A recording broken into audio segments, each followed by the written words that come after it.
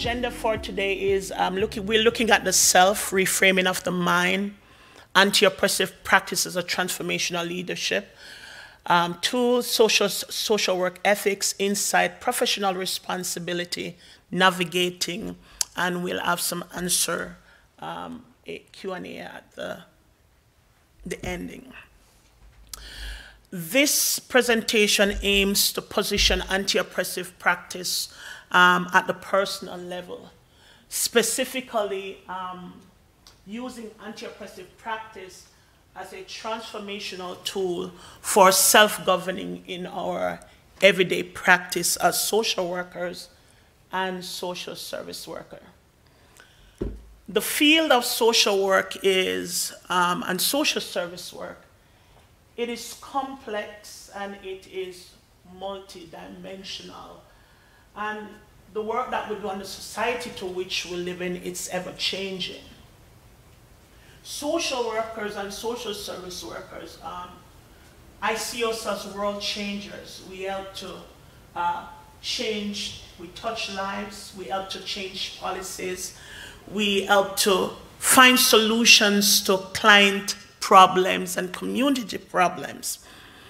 However, social workers and social service workers are situated within what I call this context, this social paradox, where we must ensure that our daily practice interactions, we are not seen as the oppressor to the oppressed.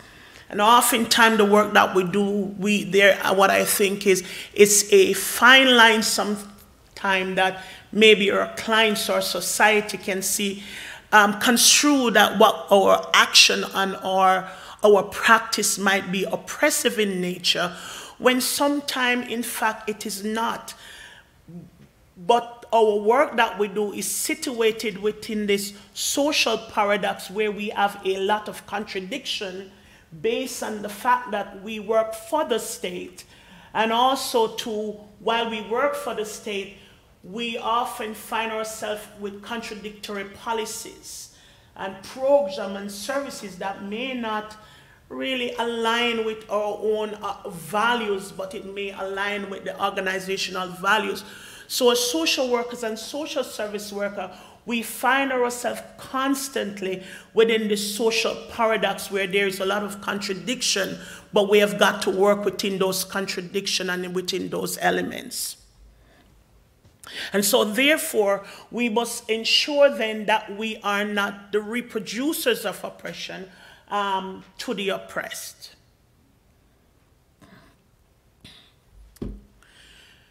Social workers and social service workers, we carry enormous power.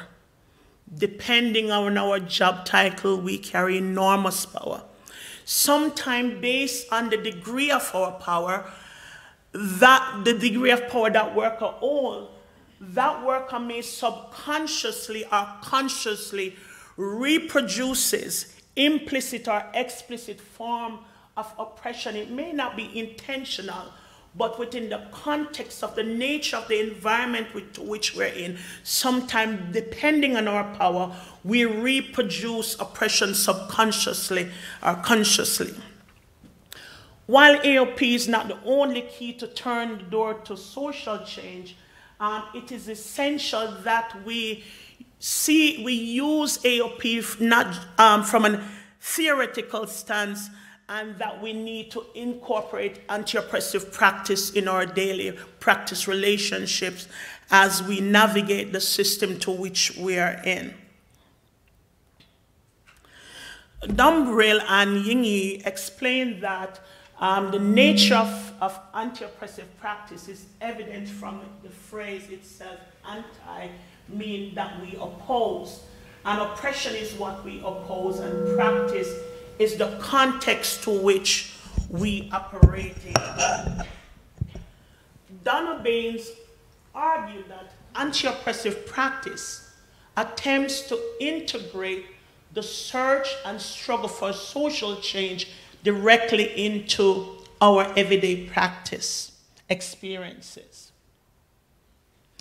However, in the context of this presentation, anti-oppressive practice serves at the personal level, which is the micro, as a transformational tool that aids social workers and social service workers to create strategies, reframing of the mind, change behaviors, navigate environment, reflect, and to evaluate their experiences to learn and grow to be effective transformational leaders. Now, anti-oppressive practice should not be perceived in this abstract thought that it's just another theory. It must be seen as concrete, it's applicable, it's functional, that we are able to use it to apply strategies in our daily relationship practice. Now, I believe that if we're going to use anti-oppressive practice, there must be some evidence in our everyday practice that we're using anti-oppressive practice. It must be integrated into what we do, into this. We must use what I call this anti-oppressive apparatus to prevent implicit or explicit forms of attitude. These forms of attitude, these attitudes undermines our own transformational authority to create and maintain change. For example, how we speak to our clients can either empower or disempower our client.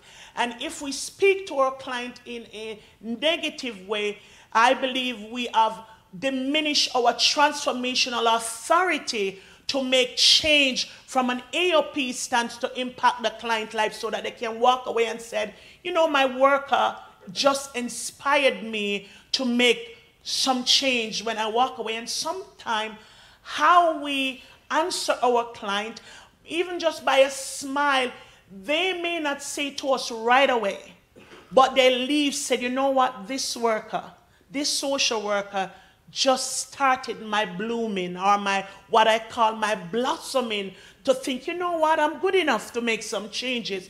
Because oftentimes our clients come to us from a place they're so disadvantaged, and you are their lifeline. You are the person that they see that brings that hope, that change. And so therefore, we must then not undermine our transformational authority based on our nonverbal or our verbal implicit bias when we see that client. Because what we perceive sometimes translates in our behavior and in our action towards people. Are we all right? Great. Now, I'm getting a little bit relaxed now. My knees was just going. Now,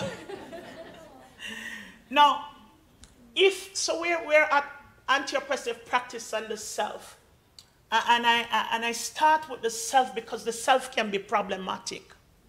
We're human beings. We're not homogeneous. We come from different social backgrounds. We don't think alike. We may not believe in God, or some of us may believe in God. Our cultural stuff, we banner it. And so I deal with the self because the self can be problematic. So if AOP is to be effective at the personal level, AOP requires then, as social workers and social service workers, it requires action on our part. We can't just say we read about AOP and we don't do anything with it. It requires action on the part of the social service worker for it to be applicable in our daily work. I say to my students all the time, it becomes ambiguous, and I'm saying it to you again. It becomes ambiguous if we want to change the world, and if we want to make changes to the client's lives and impact the world, while our thinking and our attitude and our action continues to maintain the status quo. It is ambiguous, because I want to change the world, but behind the scene, I maintain the status quo. I may work in the welfare office, but the client ticked me off, and I maintain the status quo. When I could have given the transfer, I don't give the transfer. I'm maintaining the status quo. Or they have to bring me everything. Maintain the status quo. So if we desire to see real change in our everyday practice, I argue then, practice relationship, The transformational change begins first with us. I believe that I cannot tell anyone to change if I don't desire to change. It's true. The change begins with me, that I've got to be reflective on myself.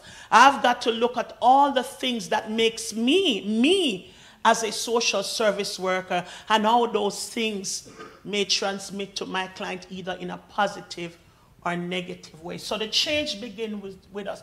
While we do not determine when our client is transformed, we are responsible for beginning the change and the process within ourselves as social workers and social service workers.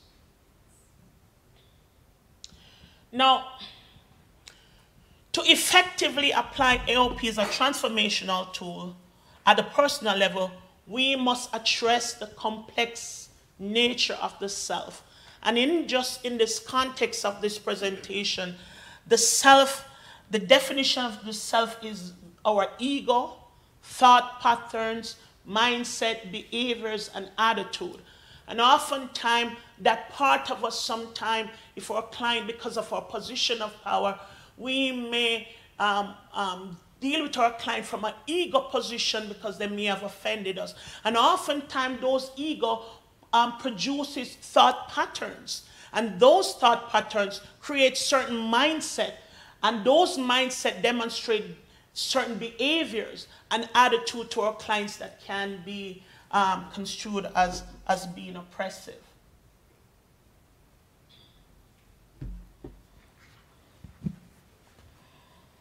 Now, in our daily, the understanding of the self, in our daily practice relationship, an understanding of the self within the context of AOP as a transformational tool helps us to engage in experiences that sometimes challenge our sense of self and our way of knowing. For example, when we're dealing with clients from different cultural backgrounds, those challenging on our Western, let me say, our Western or Eurocentric way of doing things might be challenged because as a social worker, we're trying to tell our client that this is the way it should be, but our client has a different cultural perspective of how things are done. And so therefore, anti-oppressive practice as a transformational tool allows us to challenge, to be, I would say, listen and be quiet for a minute to hear the client's point of view as to why I did this, as to why, how I rear my children, this is how I know it. And so from that perspective, anti-oppressive practice challenge our sense of self, that we really take time and to listen to the other person's story, which would be our client. And narrative therapy could be a part of it. How do we deal with, from an anti-oppressive point of view, how do we deal with the discomfort that we encounter from our position of power as social service worker and social worker? How do we deal with discomfort when we find ourselves dealing, whether it's with our boss, whether with our clients, dealing with so many myriad of different things within the context of the work that we do? How do we deal with the challenges, our discomfort? And sometimes our discomfort in dealing with challenging topics will cause us to recoil into what we know to be the norm. And so AOP challenges us then to be effective transformational leader. We have got to go beyond what we know. We have got to move from it. Do we wield the power that we hold as social workers and social service workers? Our influence and authority because the client makes us feel discomfort? Or do we seek to understand differences and learn from those differences? Do we take it then as a learning experience, those discomfort, and reflect on those discomfort? How do we deal with it the next time I feel my client makes me feel queasy? How do I deal with that? The discomfort we encounter can, what I call sometimes, produce what I call the absorbed self, We get so absorbed in our own leadership and in our own power as social service workers and social worker, that because I have the power, I'm absorbing my power, so I really don't have time to hear what my client says. They're just a client. So then within this context, we have diminished our ability to be transformational leaders. We have diminished it in some way if we become absorbed and what the client says doesn't matter. Do we work with the client or over the client?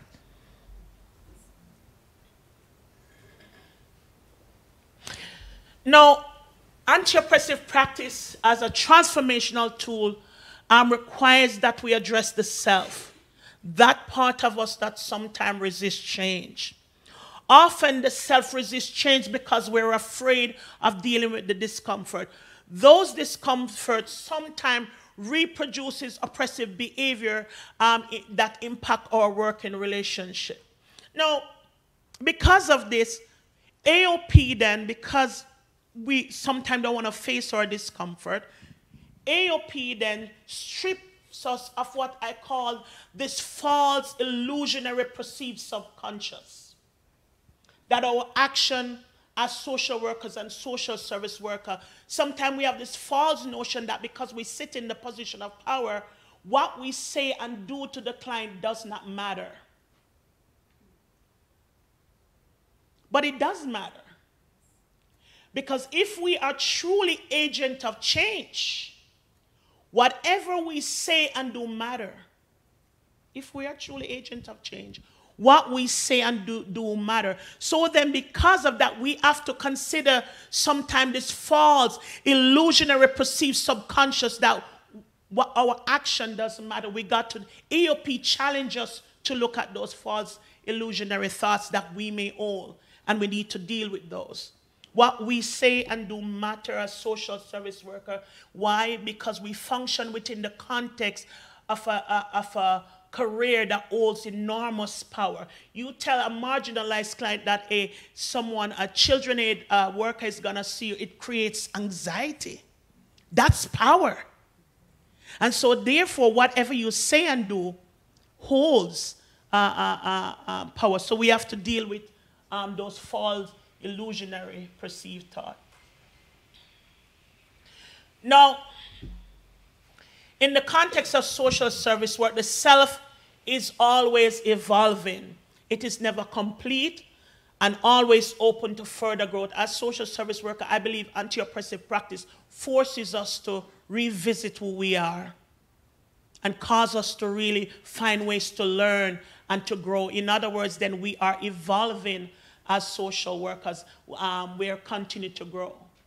AOP as a transfer, it holds us personally accountable as agent of change. Now, any underdeveloped self, I say, and this underdeveloped self is this part of us, all of us, because we are work in progress and we develop and we mature over time. I say in all of us, there are some underdeveloped parts of us that cause us issues sometimes. Would you agree? Yes. Talk back to me. That's nice. So an underdeveloped self maintains oppressive tendency while falsely seeking to change others, systems, and social interaction. And I say then an underdeveloped self can never be fully involved in an assignment. Because if I'm underdeveloping parts of me, I might be working in a community, in a marginalized community that I really don't care about. Because somebody may have hurt my child or somebody may have robbed me from that community, and that underdeveloped parts of me said, I'm sitting on the committee, but I'm not fully involved. Or that underdeveloped part of me, that my client was rude to me last week, but when they come, I will just give minimal service. That underdeveloped self has ego. That underdeveloped self never forgets what the client did previous week, or even your boss. That underdeveloped self. So the underdeveloped self, I say, can never fully be invested in any assignment because it's not, I would say, developed or mature enough to make it not about you but about the client. It's not about you. The client might be rude or obnoxious, but are you sitting on a committee dealing with about issue of the client and nobody in the committee can agree, we have conflict? But then the developed self said, hold on. It's not about our conflict, but about the benefit of the client. What can we do, come together to do that?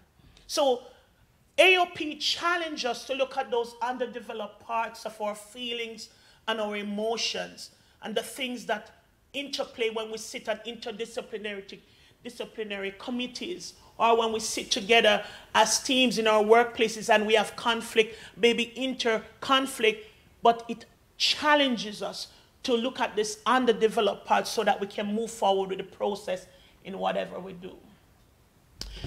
One thing I find about fascinate me about the underdeveloped self is that it holds what I call pre-digested thinking.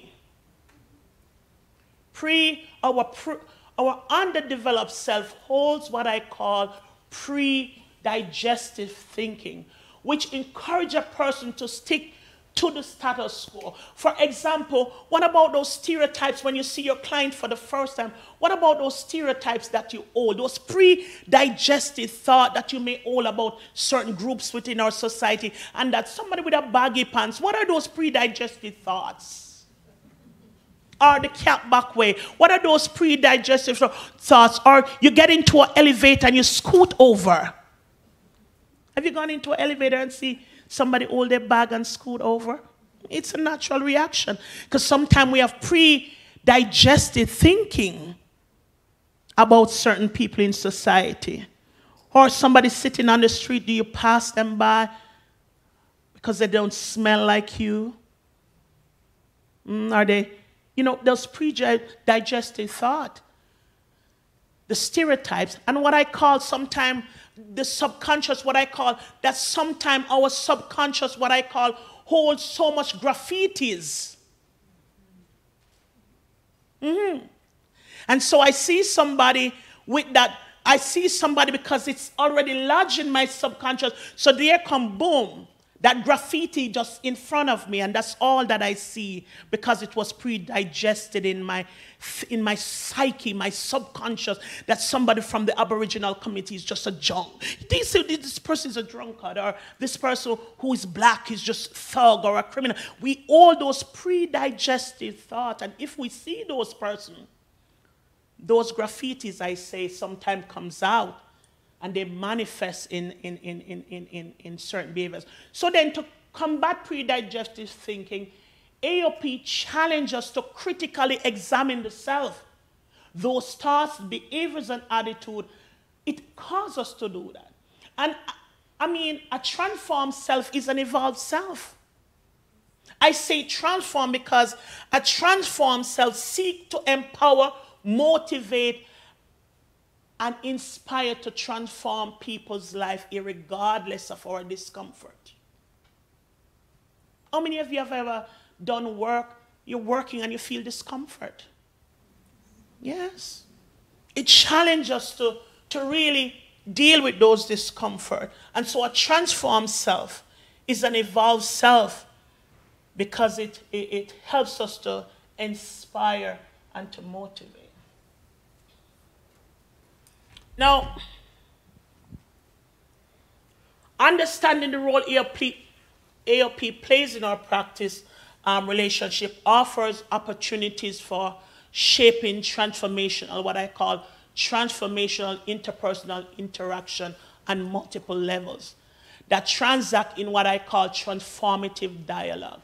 And these dialogues can take any different form and shape depending on the environment to which you work or the organization. I say that because AOP challenges us and because we are, I believe as social workers and social service workers, we are transformational leaders, then our language, we must have transformative dialogue.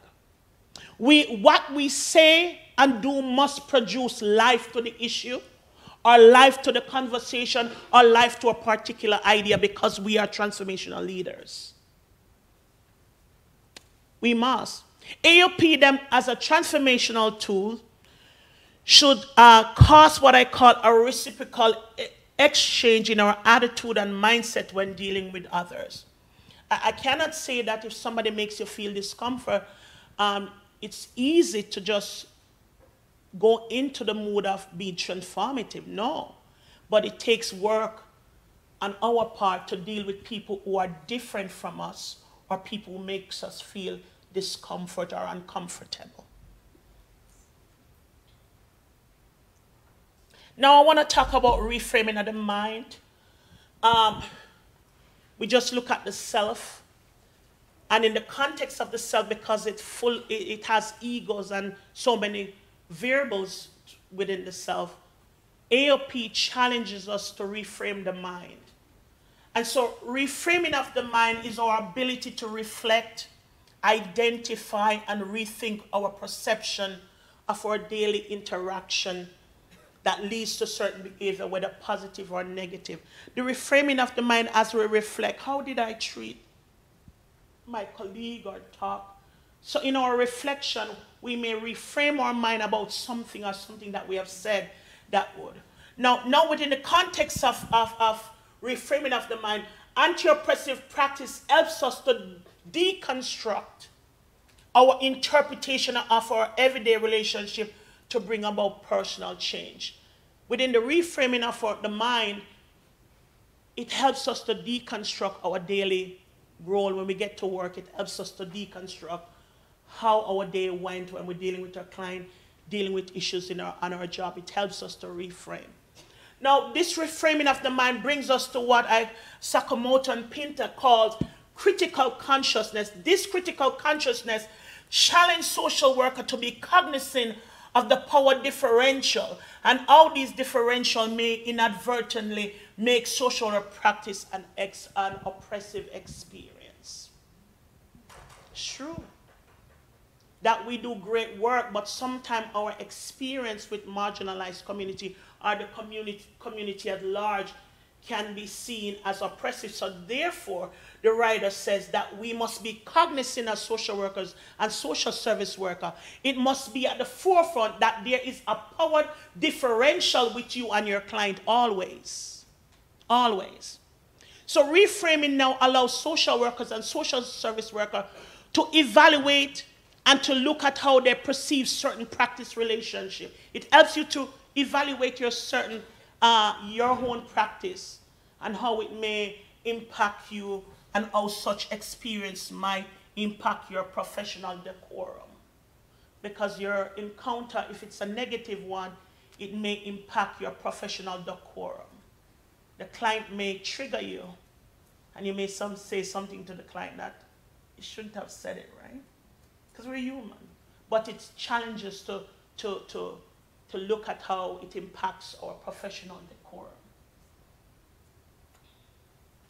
Now, for many of us as workers, reframing of the mind might prove to be challenging, because reframing might challenge our values and our traditional ways of doing things. We may not want to move from what we know to be the status quo, but reframing of the mind allows us to do that. Now, reframing of the mind from an AOP lens challenge how we think, so we openly acknowledge the pros and the cons of our everyday practice relationship. In other words, reframing of the mind from an AOP lens take into account that our mindset is not fixed. Oh, do you think our mindset is fixed? I don't. I think it's not fixed. Or it is something that we must overcome. This is a challenge. Our mindset is something that is overcome. No, but we must see it as evolving transformation that both has practical advantages and disadvantages that must be continuously be weighed. Our mindset must be continuously be weighed. Every single day when we reflect, we must not see it as something that we overcome, but it's something that must be weighed. we're going to look at transformational leadership. Transformational leadership is described as a leadership approach that causes a change in individual systems. It involves inspiring valuable and effective change in followers. Now, anti-oppressive practice as a transformational leadership, I say intersect both, and it works conjointly to mobilize change at different degrees in individual and organization. In the context of social service work and social service work, AOP acts as an agent to mobilize social workers and social workers to fight against or oppose any form of injustice and social pollution such as race, racism, ageism, and so forth. While transformational leadership becomes the object to which social workers and social service workers, so one fight against and one rebuild. And oftentimes we get caught up in the fighting that we do not rebuild. We get caught up in the fighting. So transformational leadership becomes the object to which social workers and social service workers rebuild, educate, inspire, and motivate for us to engage continuously. We should not be, I don't believe that we should oppose constantly, but we do not rebuild. We tear down, but we do not rebuild. As a transformational leader, it is our responsibility that while we oppose, we educate those we're opposing. I say then, engage, because it takes a willingness on my part and your part as a social worker and social service worker to move from our comfort zone to engage differences, and in the engaging we respect those differences whatever they may be. So our responsibility to engage and to reflect. Am I going too fast? Now, after we have opposed, it takes a transformational leadership attitude to rebuild. And sometimes we are so focusing on opposing that we fail to play a pivotal part in educating. Now, to be able to transform life, I argue that we should have a love for people. Do you think we should have a love for people? We should. I argue that we should have a love for people, not just getting a paycheck, but genuine love, compassion, and understanding of the struggles of the marginalized. That's the work that we do. But oftentimes, because within the context of our everyday struggles also within our job, we fail to realize that we're transformational leaders, and also that we fail to understand that we need to really reflect on the struggles of the marginalized. Anti-oppressive practice then asks us then to engage through individualized consideration, intellectual stimulation, intellectual motivation, and idealized influence, which I'll get in a bit. Now, social workers and social work, I argue, from a transformational leadership point, function within these four contexts of transformational leadership. That we function from an AOP point of view, where we oppose any form of social pollution, and we are also transformators, we are transformational leaders, and within these functions, we function within those things. So from an idealized consideration, this theme helps social workers and social service workers to take into account how they foster transformational relationship with others.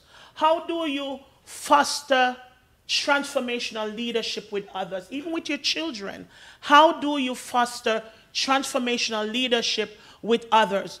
It also allows their self-management when dealing with differences, and it helps us, this idealized consideration helps us to be mindful to the motivation of their practice and your practice and my practice and responsibility. We take into consideration all aspects of our leadership as social service workers. Intellectual stimulation helps social workers and social service workers challenge the assumption that we hold. Sometimes we hold some assumptions about people or our clients that are not true. So idea intellectual stimulation allows us to challenge assumption and to value unexpected situation as a learning opportunity to inspire our own personal change. We may, as workers, sometimes we come up on some unexpected stuff. Some unexpected stuff in our everyday practice. But it should challenge us to learn and to grow in order to make personal change. Inspirational motivation allows social workers and social service workers to have a strong sense of purpose through behaviors that facilitate a feeling of optimism and commitment that provide meaning to their everyday practice. You've got to love what you do. You've got to love what you do. If you do not love the work that you do, then you're going to just go to work and you're miserable.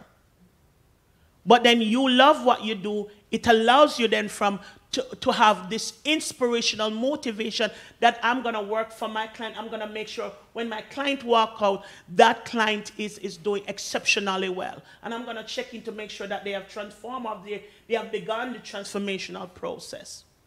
Idealized influence reminds social service workers and social workers that they influence change implicitly and explicitly in their daily practices. So they must demonstrate behaviors that instill trust and respect to maintain their transformational authority. How many in this room think that we are transformers of life? I believe we are transformers of life. And we function from a place. Have you ever seen that you've worked with a client and this client come in just out of it, either suicidal or just feel they're nobody? And by the time, next 2 years, this person is a nurse or a teacher or something, because you have transpired. So idealized influence reminds us that we make changes and we must demonstrate behaviors that instill trust, respect to maintain our transformational authority.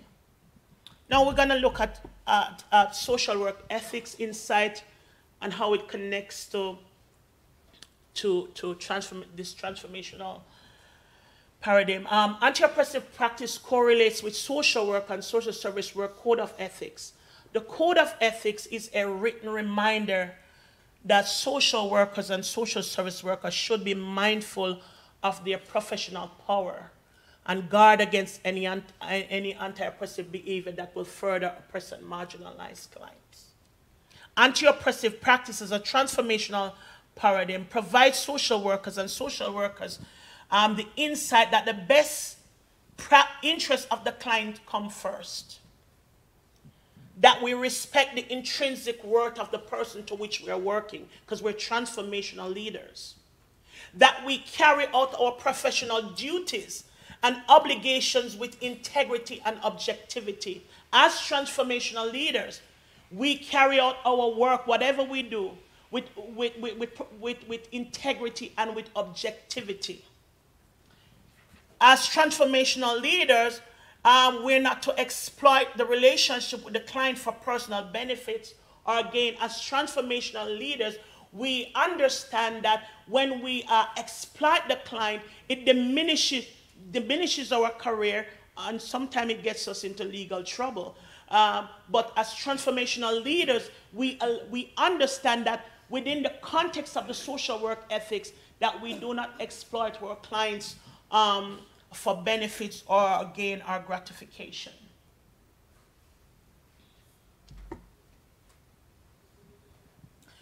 Now, the work that we do as social workers and social service workers, our professional responsibility requires dedication and accountability. That you're not just accountable to the College of Social Work, but you're accountable to yourself. You are accountable to yourself. You are responsible. You have a responsibility to yourself. You are responsible for your everyday course of action, and all those course of action might impact your job, and it might impact you being, violating the code of ethics. And may I say that the work that we do, we as social workers, oftentimes we find ourselves in vulnerable places. We find ourselves in vulnerable places because there is a blur line, I say, with our client population and us. And sometimes what we say, it might not be intended as any form of oppression, but it is construed in a wrong way. And so we find ourselves within this contention, within this paradox, and oftentimes we have to take some accountability that we may have to reframe how we do certain things and how certain practices. Are you still here with me? Yes. Now, I want to look at AOP as a navigating tool. So it serves as a AOP serves as a navigating tool for social service worker, and in this context, it's a tool to re-examine our practice relationship to determine what works and what do not work. What works? What works? It allows social workers and social service workers to be mindful of their action, what they say and do, to explore ways to deal with differences, to avoid any form of what I call practice relationship collision. And sometimes we collide in what the client believes, what our organization believes, what the government believes. And so if we're not careful, we are in this collision and we cannot find our way out of this collision. And it may take us a little while. So as a navigating tool, it helps us to develop effective strategies to empower others and not to disempower them. So AOP, as a navigating tool, allows us to find strategies to empower and not to disempower.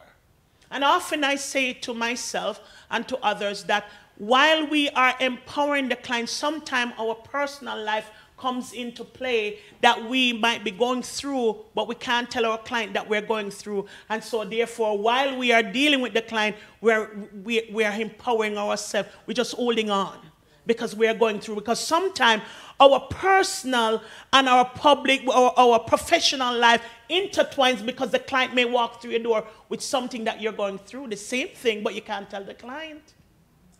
Because you do not want to diminish your transformational authority. Because the client might be telling you, you know, I'm going through this, and both of you start to cry. And then we don't know who is the worker from who is the client, right? Right? So we have to navigate those through. So we have to make sure that we develop effective strategies to empower others and not to disempower. To navigate through many different voices. Can I tell you, we as social workers, we're full of paperwork. Can I tell you? We have a lot of paperwork to do. So not only do we have paperwork, but we're hearing so many different voices. The government voice, community voice, activist voice. We're hearing so many things. So anti-oppressive practice helps us to navigate through many different voices to find meaning that will enhance the growth of my professional relationship while I'm going through all of these noise. Because oftentimes we have so many paperwork, but our boss or others around us do not take the time to see if we're okay, if we're falling apart. So it's upon us. Anti-oppressive practice allows us not just to listen to the many voices, but how do we find meaning and growing to take care of who we are as social workers? Because we get burned out quickly, you know. When we go home, our mind is going about, oh my God, I didn't finish this case, or oh my God, I have 400 people to mark, oh my God, I have to do. So our mind is constantly going. And so AOP, as a navigating tool, we must find ways to navigate those murky stuff that cause us to turn in our beds when we get home. You know, it helps us to navigate those things. Uh-oh, I'm done. Are you serious?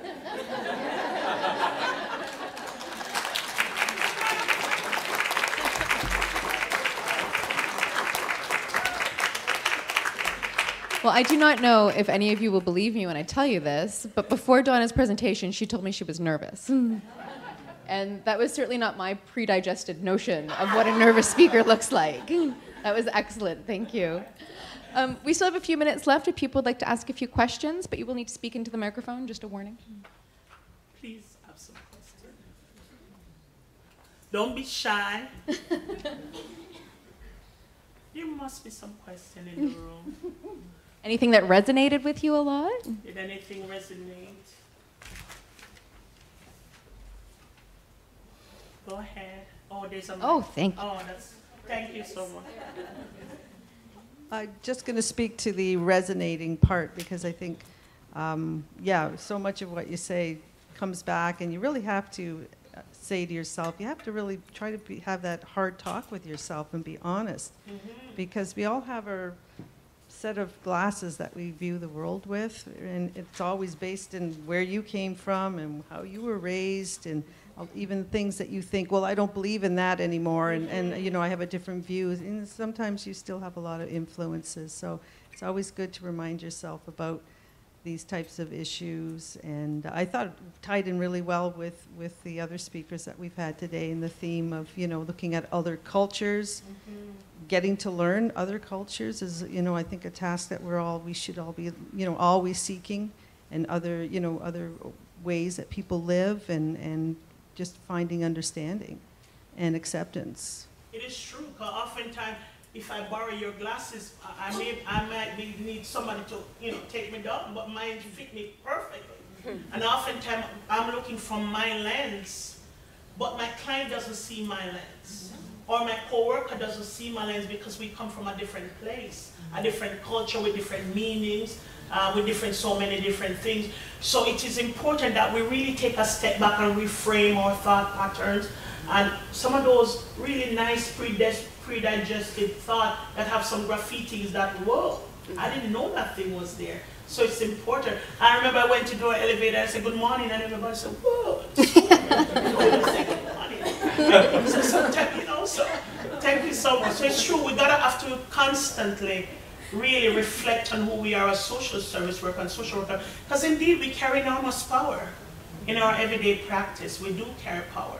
Some marginalized community, you say social worker, the first thing some client here, oh my God, it's a child protection worker. You say social worker. So in our everyday, just like you see the police car coming on and everybody just wondering, what is the car moving so slow? They look under the police car because power is in the road. And that's what we are. We carry enormous power. I think this was. Oh, thank you.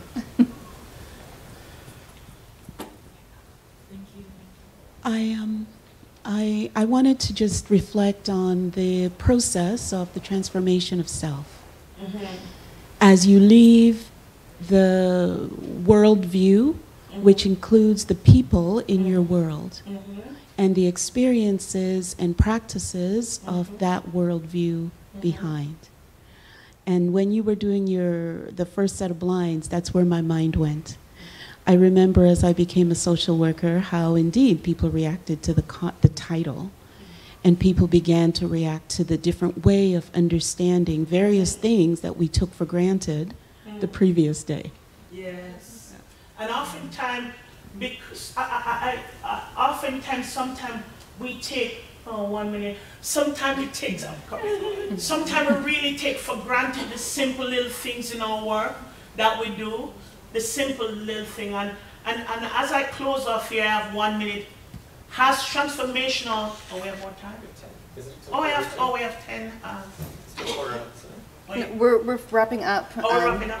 Oh no, sorry. We've got 5 minutes. Okay. 5 minutes, right? Yeah. So sometimes, you know, sometimes we forget how important it is as social workers and social service workers to take the time to really appreciate the work that we do.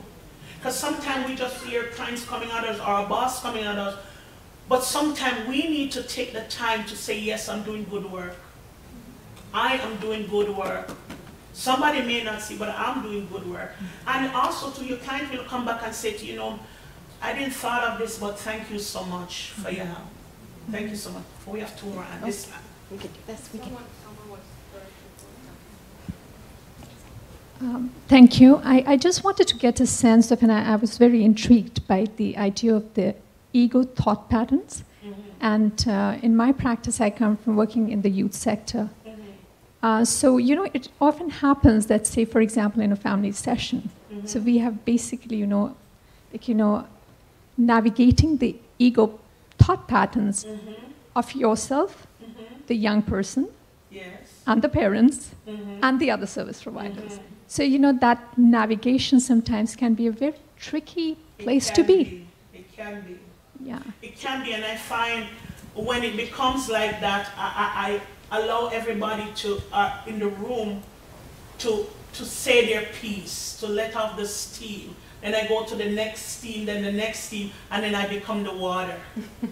So to bring some saneness to the conversation, because it's important that when the ego manifests itself, it's because it feels it was not heard.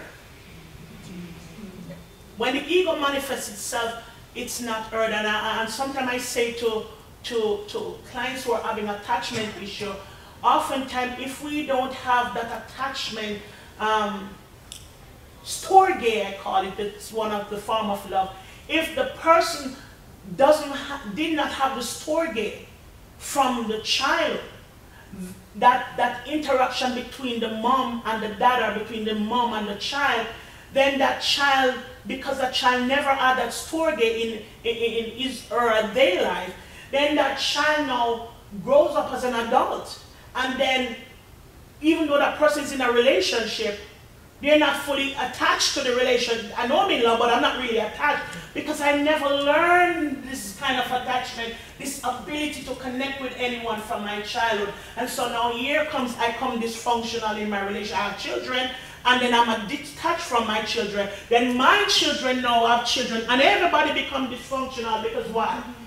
That original attachment wasn't there. And so therefore, within that, we deal with all the factors of the ego, because the ego was never heard either from the childhood, adulthood, or, you know. So we allow the ego to speak its mind, and then we bring everything back in. One more. Awesome. Last question. It was a very dense presentation, so I may or may not have missed these points, but at some point of the presentation, I felt like that knowing our biases is knowing, oh, this indigenous community in front of me, they're not drunk, so that I clear those biases, I gain their trust. Oh no, the system wants me to report on CAS now. So it's almost like I gain their trust, and I have to report CAS. It almost feel like to me is not AOP practice in a sense. And there's a second part to this. So AOP to me is not only like be self-reflected on our values and the thoughts and upbringing. It's more like reflecting on what the system requires us to do that may be just or unjust. The thing is a lot more than just that. Yes. Right. So we just focus on seeing us as a problem that need to fix our own biases and mindsets and reframe ourselves is very dangerous. It's almost like, okay, I have to fix this, and I'll just go with what the system wants me to do. So I think that part is more important than just fixing our mindset. Right, so from the context of this presentation, because we look at anti-oppressive practice from such a broad lens, but oftentimes we do not take the time to look at AOP, that we use it as a transformational tool as the social worker, that I'm going to use this to better me, not to condemn, not to point finger, but here I'm going to use this tool as a navigating tool to help me deal with me sometime when I deal with my own discomfort. Not to pass judgment, but if we're using it out into the field to say, yeah, I'm opposing, what about using it to rectify me? And that was the idea of the presentation, so that I deal with me. I'm using AOP as a transformational tool that within its context, that I oppose my bad behavior. The things that I use to maintain the status quo, to be a better transformational leader to myself and also to my clients. I think that's a perfect place to end.